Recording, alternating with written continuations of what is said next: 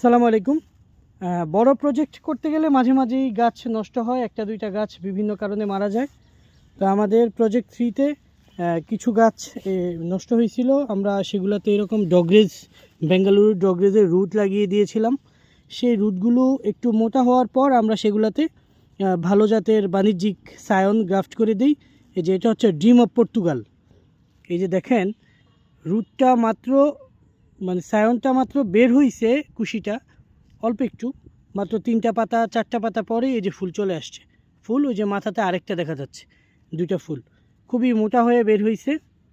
আপনারা যারা বাণিজ্যিকভাবে বাগান করতে চান তারা চাইলে এইভাবে, ইন্ডিয়ানরা অবশ্য এইভাবেই করে, তারা আগে রুট লাগায় দেন হচ্ছে গ্রাফটিং করে।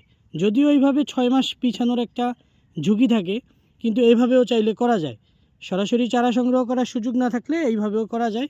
প্রথমে ডগরেজের রুট দিয়ে বাগান করবেন, দেন সেখানে এইভাবে গ্রাফটিং করে দিবেন। তবে সেই ক্ষেত্রে আপনাকে 6 মাস পিছাতে হবে, 6 মাস আপনি পিছিয়ে যাবেন। আর রেডি চারা, আমাদের থেকে রেডি চারা নিয়ে আপনি যখন বাগান করবেন তখন আর ওই সমস্যাটা হবে না, আপনি তখন সাথে সাথে গাছ বড় করতে পারবেন। ধন্যবাদ সবাইকে। আসসালামু আলাইকুম।